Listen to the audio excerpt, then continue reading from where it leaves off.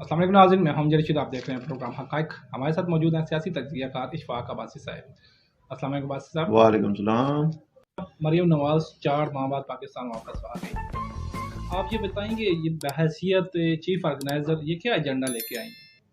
देखिए, मरियम नवाज आज ही पहुंची है और वो अभी सीनियर नायब सदर और पार्टी की वो चीफ ऑर्गेनाइज़र बनी है और ये मियाँ साहब ने के कहने पे बनाई गई हैं, क्योंकि ये एक मुतहरिक कारकुन है पार्टी की और इन्होंने ही पार्टी को जिंदा रखा इमरान खान के दौर में। और अगर मरियम नवाज ना होती तो पार्टी इस वक्त तक मुर्दा घोड़ा बन चुकी होती। लेकिन एक मरियम नवाज वाहिद शख्सियत है जिस पर लोगों का एतमाद है, अवाम का एतमाद है और अवाम उसको चाहती हैं, उसके पीछे चलना चाहती हैं। वो एक लीडरशिप के तौर पर देखी जा रही है नवाज शरीफ के बाद।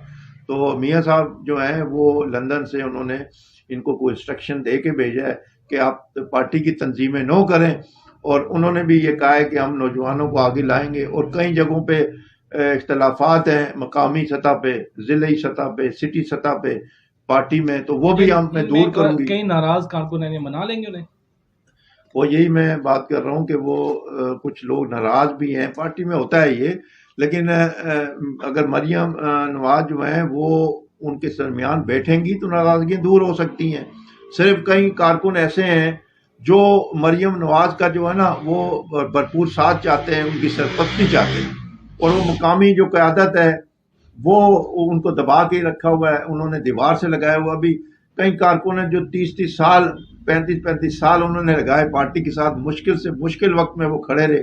लेकिन उन कारकुनों को मकामी क़यादत ने दीवार से लगा रखा है, और जो इन्वेस्टर हैं और जो पार्टियां तब्दील करने वाले हैं, जो इब्नुल वक्त लोग हैं, उन्हें पार्टी में अहम ओहदे दिए गए हैं, अहम जगहों पे उन्होंने खड़ा किया गया है, उन्हें चेयरमैनशिप का और टिकट भी दिए गए पार्टी के। लेकिन जो असल लोग हैं वो बेचारे आज भी जो है ना कसम परस्ती की जिंदगी गुजार रहे हैं। तो मेरी इस प्रोग्राम के वसातत से मरियम नवाज से ये अपील है कि आप ऐसे उन लोगों को तलाश करें जो पार्टी के साथ 35-35 साल से, 40-40 साल से वो देरीना लोग, नजरियाती कारकुन है, जो उस वक्त भी नहीं छोड़ा जब मियाँ साहब जिला वतन हुए थे, मुशर्रफ के दौर में भी नहीं छोड़ा।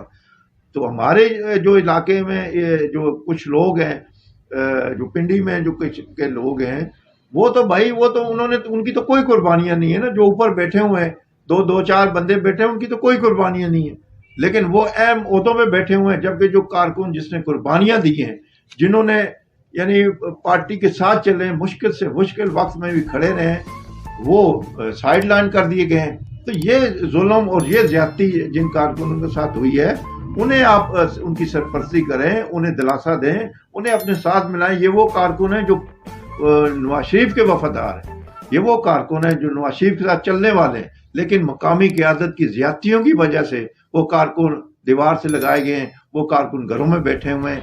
अगर इब्नुल वक्त लोग तो आज हुकूमत है, दूसरी आई उधर चले जाएंगे, लेकिन जो देरीना कारकुन है वो कभी नहीं जाएगा, वो नवाज शरीफ के साथ खड़ा रहेगा। तो लिहाजा मरियम नवाज से मुझे यकीन है कि वो ऐसे कारकुनों को तलाश करेंगी, उन्हें लेके आएंगी साथ, और उनको दिलासा देंगी, उनकी सरपरस्ती करेंगी, उन्हें पार्टी में दोबारा शामिल करके, और उन्हें एक पार्टी को नई कुव्वत देंगी और नई तवानाई से रोशनास करेंगी इंशाल्लाह। और शुक्रिया बात साहब। नाज़रीन, ये थे इशफ़ाक़ अब्बासी साहब जिनका तज्ज़िया आपने सुना। इसके साथ ही इजाज़त दीजिए, हमारे चैनल को लाइक, सब्सक्राइब और शेयर करना ना भूलिएगा। अल्लाह हाफिज़।